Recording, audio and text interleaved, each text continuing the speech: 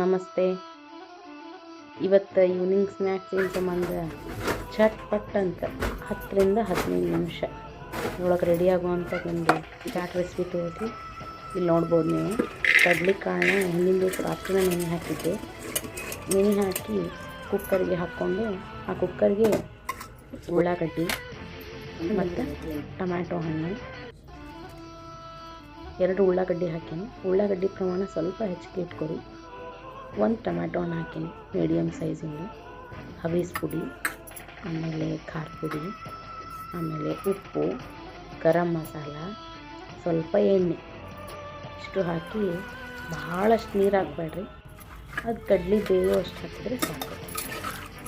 ಇಲ್ಲಾಂದ್ರೆ ಭಾಳ ನೀರು ಆಗುತ್ತೆ, ಅದು ಗ್ರೇವಿ ಥರ ಚಾಟ್ ಆಗಂಗಿಲ್ಲ. ಅದಕ್ಕೆ ಇಷ್ಟು ಹಾಕಿ 3 ರಿಂದ 4 ಸೀಟಿ ತೊಗೊಳ್ಳೋಣ. ಅದೆಲ್ಲ ಏಕಾಗಿದ್ದಂದ ಮೇಲೆ ನೋಡ್ಬೋದು ಎಷ್ಟು ಮಿಕ್ಸಾಗಿ ಕಡ್ಲಿಕಾಯಿ. ಇಷ್ಟೇ ಸಿಂಪಲ್ಲಾಗಿರೋ ಚಾಟ್ನ ಎಂಜಾಯ್. ಇದನ್ನು ಈವ್ನಿಂಗ್ ಸ್ನ್ಯಾಕ್ ಆಗಿ ಎಂಜಾಯ್ ಮಾಡಿರಿ. Thanks for watching.